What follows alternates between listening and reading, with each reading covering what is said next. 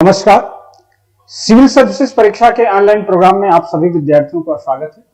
आज हम civil services परीक्षा की संक्षिप्त रणनीति और परीक्षा की प्रवृत्ति के बारे में चर्चा करेंगे। तो सबसे पहले आपको समझना है कि परीक्षाएं क्या होती हैं और उनमें कौन कौन विषय की जानकारी होनी आवश्यक होती है। तो सबसे पहले आपको समझना है कि किसी भी परीक्षा को पास करने के लिए, चाहे वो 4th क्लास, 3rd क्लास या 2nd क्लास या 1st क्लास सर्विसेज है, उसमें मूलभूत रूप से 4 बातों की आवश्यकता होती है। पहली जो बात की आवश्यकता होती है उसको हम लोग कहते हैं नॉलेज यानी ज्ञान। और नॉलेज आपको अध्ययन द्वारा विभिन्न प्रकार के स्रोत से प्राप्त हो सकता है। वो पुस्तकें हो सकती हैं, मैगजीन, समाचार पत्र, या ऑनलाइन ऑफलाइन ऑडियो वीडियो, बहुत सारे सोर्स ज्ञान प्राप्त के हैं और यह एक अनवरत प्रक्रिया है जो चलती रहती है। दूसरी जो आवश्यकता पड़ती है उसे हम लोग कहते हैं स्किल।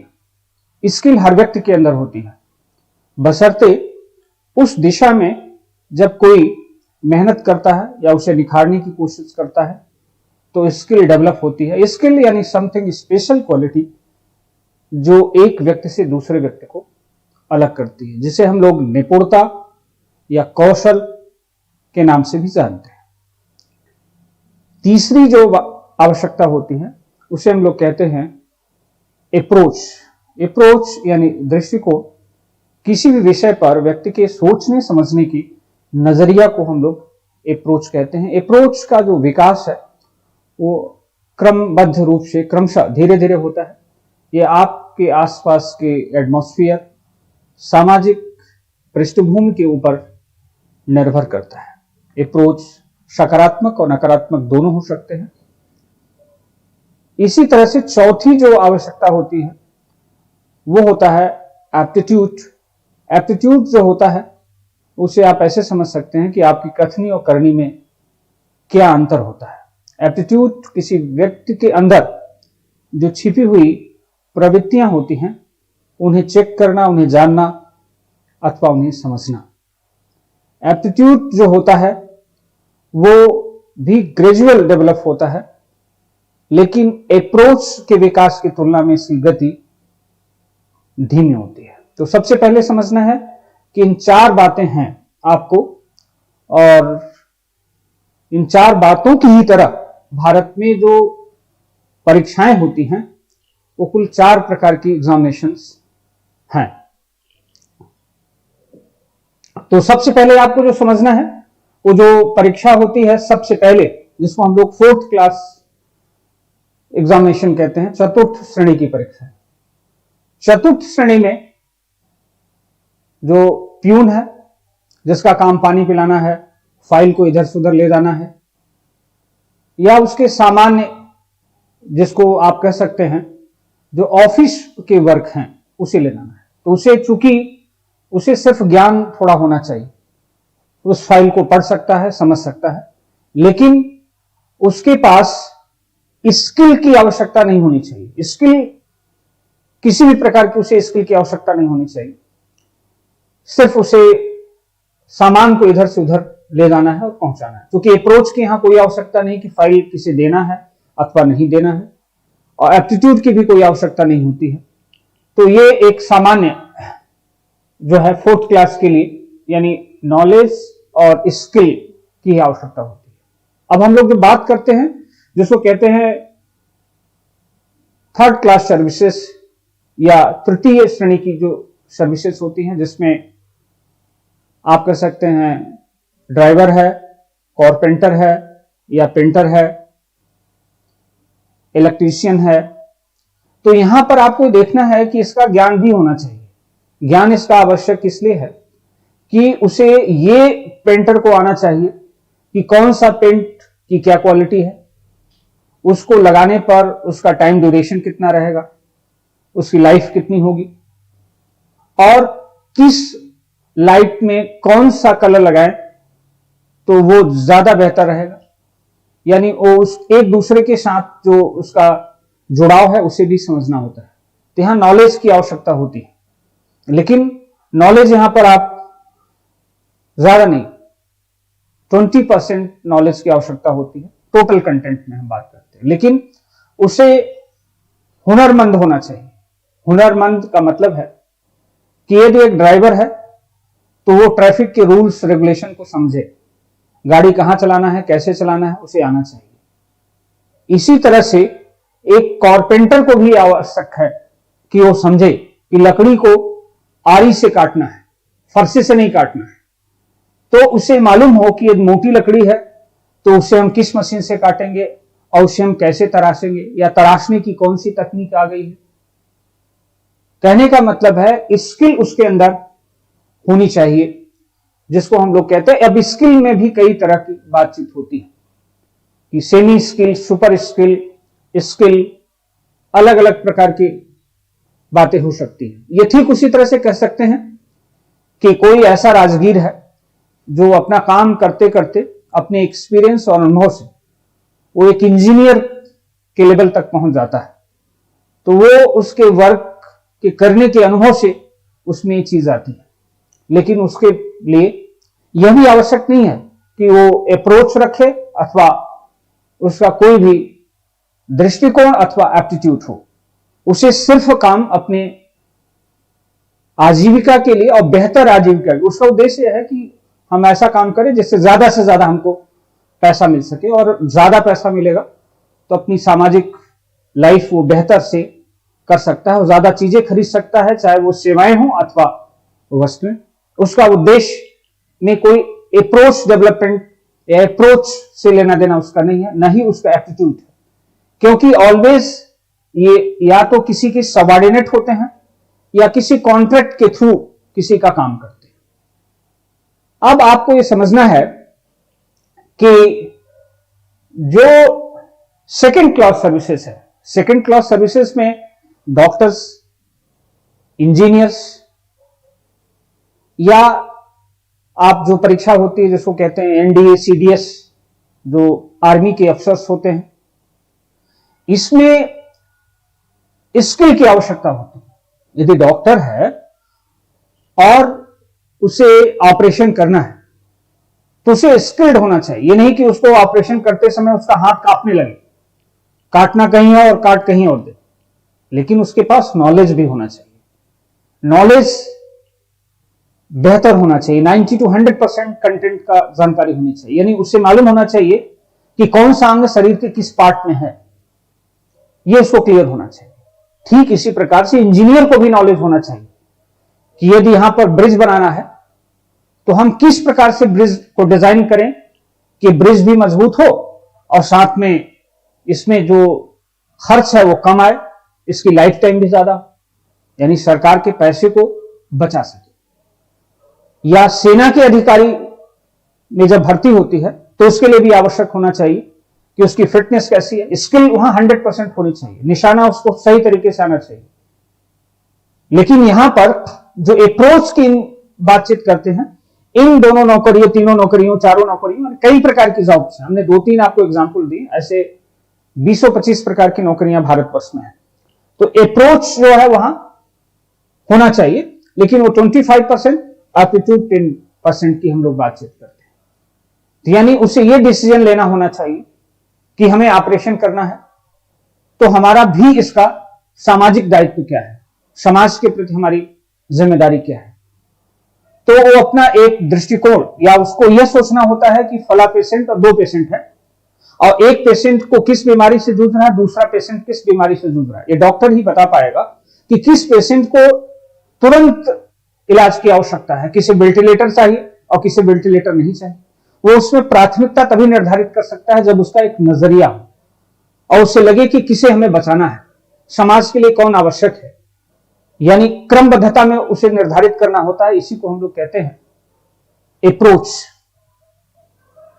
ठीक है, अब आपको हम लोगों को यह समझना है कि ये पूरी जो पिछली 3 एग्जाम्पल्स हम आपको समझाए वो सिविल सर्विसेज एग्जामिनेशन के लिए हमने आपको बताया। सिविल सर्विसेज की परीक्षा की हम लोग बातचीत करते हैं तो यानी जो इंडियन एडमिनिस्ट्रेटिव सर्विसेज की बातचीत होते हैं, तो ये सिविल सर्विसेज की परीक्षा जिससे देश के सबसे बड़े नौकरशाह ब्यूरोक्रेट्स तैयार होते हैं, जिसे हम कहते हैं कि ये प्रशासक हैं, ये रूल करते हैं। तो आप ये कह सकते हैं कि सिविल सर्विसेज की जो नौकरी है वो कोई नौकरी नहीं है, बल्कि ये रूलर्स हैं जो आपके ऊपर शासन करते हैं। और आप ये भी कह सकते हैं कि जो सिविल सर्विसेज के अंतर्गत जो ब्यूरोक्रेट्स हैं, वो हमारी जो पॉलिटिकल सिस्टम है उसमें दो पार्ट आप पढ़ते हैं कि एजुकेटिव एक परमानेंट होता है और एक एजुकेटिव जो होता है वो पॉलिटिकल होता है। पॉलिटिकल एजुकेटिव लगातार हर 5 साल बाद या अलग अलग अंगों में अलग अलग प्रकार के टाइम ड्यूरेशन है, उसमें बदलाव होते रहते हैं। लेकिन जो ब्यूरोक्रेट्स है उनकी लॉन्ग टाइम तक वो बने रहते हैं। तो उनके लिए यदि आप बातचीत करें तो ये सब कोई ऑप्शन नहीं है कि नॉलेज की मात्रा इतनी हो या स्किल इतना हो। उनके लिए नॉलेज हाई और अप टू डेट और करेंट तीनों चीज की आवश्यकता होती है। नॉलेज में किसी भी लेवल पर कहीं कमी नहीं होनी चाहिए। नॉलेज में कमी हुई तो सरकारी योजनाओं और प्लान को सही तरीके से इंप्लीमेंट नहीं कर पाएगा और वो लाभ उन तक नहीं पहुंच पाएगा। तो उसे ज्ञान की आवश्यकता, यानी जो भी ज्ञान का चरम बिंदु हो सकता है या सबसे जो अप टू डेट हो सकता है, वो अप टू डेट हम डे टू डे की बात नहीं कर रहे हैं। जिस समय, यानी यदि उसका नॉलेज 10:30 पर यह था तो शाम को 6:30 पर क्या होगा, यानी मिनट्स में और सेकंड्स में भी वो नॉलेज और अपने कार्य के प्रति अप टू डेट होना चाहिए। इसी तरह से स्किल की हम बातचीत करें तो वो स्किल ही नहीं होना चाहिए, बल्कि उसके स्किल की डिमांड डिफरेंट एरिया में होनी चाहिए। यदि एजुकेशन में आता है तो वो पूरी तरह से उसमें हर एरिया की चीजों के बारे में स्किल्ड हो, तभी वो उस पर हैंडल कर सकता है, कंट्रोल कर सकता है, कमांड कर सकता है और चीजों को चला सकता है। और अब आपकी बात होती है अप्रोच सिर्फ उसका समाज या किसी वर्ग या किसी जाति या किसी क्षेत्र के प्रति उसका जो अप्रोच है हाई होना चाहिए और न्यूट्रल अप्रोच होना चाहिए। इसीलिए ब्यूरोक्रेसी के लिए कहा गया है कि आप किस क्षेत्र के हैं, किस जाति के हैं, किस धर्म से बिलोंग करते हैं, यह आपकी बातचीत में नहीं आना चाहिए। बातचीत में पता चल गया कि आप किसी धर्म का सपोर्ट करते हैं, किसी भाषा का सपोर्ट करते हैं, किसी क्षेत्र का सपोर्ट करते हैं, तो आप किसी वर्ग के लिए काम करने लगे। इसलिए आपका जो अप्रोच होना चाहिए वो बृहंगम, एक्सक्लूसिव जिसको आप कह सकते हैं, ओवरऑल चीजों को लेकर समाज के प्रति आपका एक न्यूट्रल नजरिया होने के साथ साथ बृहंगम दृष्टिकोण आपको अपनाया जाना चाहिए। उसको आप हाई अप्रोच कर सकते हैं या उससे ऊपर की भी कोई चीज हो सकती है तो उसके अंदर ही आनी चाहिए। लेकिन एप्टीट्यूड की जो बातचीत होती है, एप्टीट्यूड जो होता है वो बहुत, अभी परीक्षा में हम लोग सिविल सर्विसेज में लो एप्टीट्यूड की बातचीत करते हैं, जिसमें अभी पब्लिक सर्विस कमीशन ने एक प्रयोग के तौर पर एप्टीट्यूड लेवल जो जनरल स्टडीज सेकंड पेपर में लागू किया है, CSAT जिसे कहते हैं, जिसमें math, reasoning, comprehension, decision making, problem solving, interpersonal skill जैसे विषय का टेस्ट होता है। लेकिन इसमें भी सिर्फ इंटरपर्सनल स्किल और डिसीजन मेकिंग का ही टेस्ट इसमें किया जाता है, जो कि नंबर ऑफ क्वेश्चन आप कह सकते हैं 5 to 7 क्वेश्चन आते हैं, जो टोटल सिलेबस में आप कह सकते हैं कि ये 5 to 10% के ही क्वेश्चन होते हैं। तो हम इससे पहले बता चुके हैं कि जो आपकी एप्टीट्यूड है, एप्टीट्यूड यानी जो आपके अंदर चीजें निहित हैं, यानी जो आप बोलते हैं क्या वैसा करते हैं, या आप ऐसे कह सकते हैं कि एप्टीट्यूड का मतलब होता है जो आप कितने, जो भी चीज पढ़ते हैं वो कितनी चीजें सीखते हैं और सीखने के बाद समाज में क्या वो प्रयोग कर पाते हैं, क्या समाज में वो चीजों को उतारते हैं। यानी सैद्धांतिक और व्यवहारिक पक्ष के बीच कोई अंतर नहीं रहना चाहिए। इसी को हम कहते हैं एप्टीट्यूड।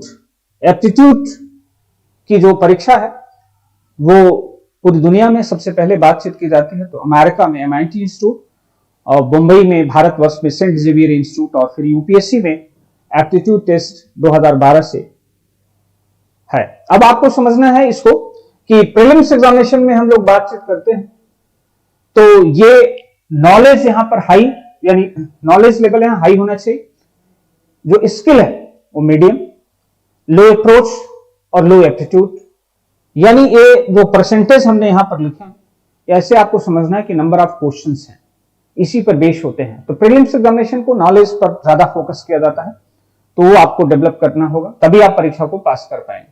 आगे आपको देखना है कि जो मेंस एग्जामिनेशन है उसमें स्किल हाई होती है, लेकिन नॉलेज मीडियम और लो अप्रोच, तो इससे आप मुख्य परीक्षा पास कर लेते हैं।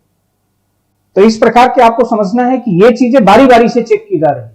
जैसे प्रीलिम्स एग्जामिनेशन में नॉलेज और मेंस एग्जामिनेशन में स्किल, इसी तरह से जब आप आगे की ओर बढ़ेंगे यानी इंटरव्यू, तो इंटरव्यू में हाई अप्रोच की आवश्यकता होती है, नॉलेज मीडियम और लो स्किल की आवश्यकता होती है। अप्रोच यानी आपसे इंटरव्यू में प्रश्न पूछे जा सकते हैं कि आप इसके बारे में क्या जानते हैं, या इस संदर्भ में आपके ऊपर क्या विचार है। जैसे भारत में बेरोजगारी है, तो इसे आप कैसे समाप्त करेंगे, क्या मानते हैं भारत में बेरोजगारी, बेरोजगारी के टाइप्स क्या हो सकते हैं, आपके पास प्लानिंग क्या है।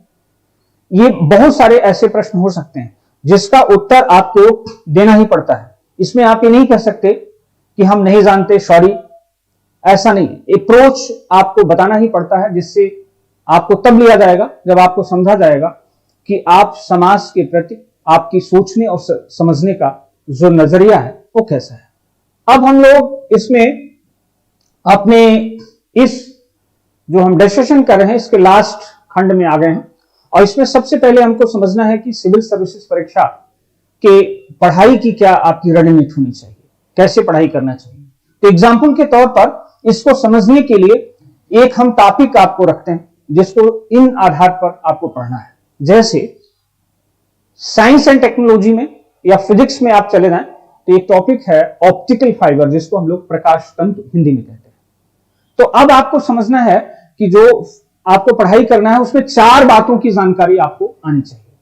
पहली जो जानकारी आपको है वो है डेटा या जो फैक्ट है वो कितना आना चाहिए। तो फैक्चुअल इंफॉर्मेशन टोटल सिलेबस का 10% होना चाहिए, और फैक्ट का मतलब होता है जो आंकड़े हो सकते हैं। जैसे एग्जाम्पल के तौर पर यदि हम बातचीत करते हैं कि किसी का जन्म कब हुआ था, या पूछा जाए कि अकबर ने अपने किस युद्ध में हारा था, तो हारा जिस युद्ध में होगा उसकी संख्या 1-2 हो सकती है, लेकिन वो तो संख्या निश्चित होगी।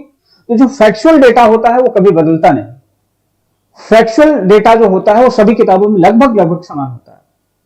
अलग की बात है कि कहीं हो सकता है कुछ 1-2% कहीं डिफरेंस हो।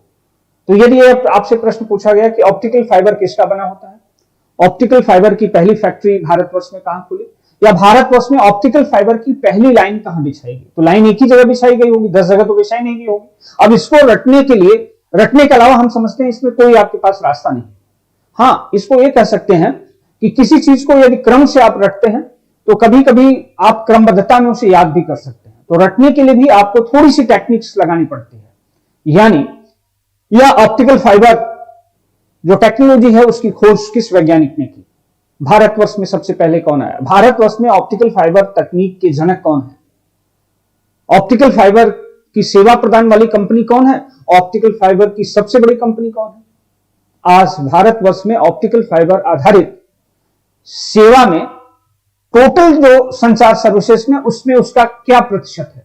तो ये सब कैसे हैं, फैक्चुअल डेटा है, इसको आपको रखना पड़ेगा, चाहे किसी भी तरह से एग्जाम्पल के तौर पर आप उसमें ले सकते हैं। दूसरी चीज होती है कॉन्सेप्चुअल जो बातचीत होती है, अवधारणाएं जिसको आप कहते हैं। अवधारणा जो होती है उसको आप पुस्तकों में तो अवधारणाएं, सभी पुस्तक में अवधारणाएं लिखी होती हैं, लेकिन अवधारणाओं को समझना वो तभी समझ सकते हैं जब आप उसके लेटेस्ट डेवलपमेंट को भी समझें और पुरानी चीज को भी समझें, दोनों के साथ कोरिलेशन और उसके डेवलपमेंट को भी आपको साथ में देखना है। जैसे परीक्षा में पूछा जा सकता है कि ऑप्टिकल फाइबर किस सिद्धांत पर काम करता है, तो optical fibre total internal reflection यानी पूर्ण आंतरिक परावर्तन के सिद्धांत पर काम करता है।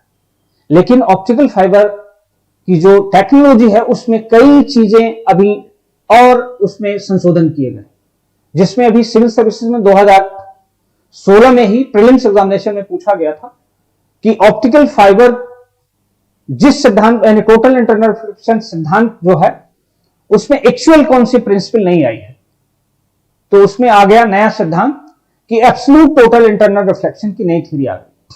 तो आपको यह समझना होगा कि जो कॉन्सेप्ट हैं उनको भी ग्रेजुअल डेवलपमेंट के साथ नई चीजों के साथ जोड़ करके आपको पढ़ना होगा। अब बातचीत आती है कि जब आपको पार्ट 1 यानी ए सेक्शन और बी सेक्शन जो फैक्ट और कॉन्सेप्ट क्लियर हो गया, तभी उसके अप्लाइड सेगमेंट को आप जान सकते हैं। इसीलिए साइंस या हिस्ट्री या किसी भी विषय में बातचीत करते हैं तो उसमें उसकी फैक्ट और धारणा के जानने के बाद ही उसके एप्लीकेशन को आपको समझ सकते हैं। तो अप्लाइड सेगमेंट में बातचीत हो सकती है कि ऑप्टिकल फाइबर का प्रयोग कहां हो रहा है, या ऑप्टिकल फाइबर तकनीक की जो है वो सबसे पहले किस टेक्नोलॉजी में प्रयोग की गई। तो ऑप्टिकल फाइबर की बातचीत करते हैं तो वो हेल्थ के सेक्टर में एंडोस्कोपी, कोलोनोस्कोपी होता है, उस टेक्नोलॉजी में प्रयोग किया जाता है। यानी शरीर के इंटरनल जो ऑर्गन्स है उनकी कंडीशंस को ऑब्जर्व करने के लिए, उनको देखने के लिए हम लोग प्रयोग करते हैं। लेकिन ऑप्टिकल फाइबर टेक्नोलॉजी का प्रयोग कम्युनिकेशंस के सेक्टर्स में हो रहा है और बहुत तेजी से बढ़ रहा है। यदि हम बात करें, रिलायंस जो जियो है वो ऑप्टिकल फाइबर की सेवा प्रदान करने वाली दुनिया की बड़ी कंपनियों में उसका नाम। इसी तरह से हम लोग बातचीत कर सकते हैं, जो एयरटेल है वो भी ऑप्टिकल फाइबर आधारित सर्विसेज प्रोवाइड करती है। तो ऑप्टिकल फाइबर सर्विसेज की हम बातचीत करें तो आजकल वो सैटेलाइट मैन्युफैक्चरिंग में भी है, डिफेंस में भी उसके काम चल रहा है और समुद्री रिसर्च में भी काम हो रहा है। जो हमारे विज्ञापन है उसमें भी ऑप्टिकल फाइबर टेक्नोलॉजी का हम लोग प्रयोग करते हैं। तो एप्लीकेशन पोर्शंस जो है वो आपको देखना है कि जो एप्लीकेशन आज हो रहा है करंट में कितना है और आने वाले समय में इसके फ्यूचर में क्या प्रयोग होंगे। यदि आप ये पढ़ रहे हैं कि राडार का प्रयोग कहां हो रहा है तो पब्लिक सर्विस कमीशन अपेक्षा करता है कि आप ये भी बताएं कि राडार का प्रयोग भविष्य के किस किस सेक्टर्स में और हो सकता है। यानी कुल मिलाकर के परीक्षा में यह जानने की कोशिश की जाती है कि आप भविष्य के प्रति कितना सोचते हैं अथवा समझते हैं। क्योंकि आप जब प्रशासक होंगे, रूलर होंगे, आप सिस्टम को चलाएंगे तो आपको कोई भी प्लानिंग करंट डायमेंशन में नहीं करनी पड़ेगी, बल्कि भविष्य को ध्यान में रखते हुए करना पड़ेगा। और ये तभी कर सकते हैं जब उसके डेवलपमेंट को आप ग्रेजुअल समझते होंगे। जैसे आप एक समय समझते हैं कि साहब ये 1G है, 2G है, 3G है, हम आज 4G में इंडिया है, जबकि अन्य देशों में 6 और 7G की तैयारी चल रही। अब हम 5G में आएंगे। तो हम जो जनरेशन टू जनरेशन डेवलपमेंट कर रहे हैं, हमें इसकी डिमांड कितनी होगी और कितना करेंगे, ये तो एक आप कैलकुलेशन कर सकते हैं, पहले से इसकी प्लानिंग की जा सकती है।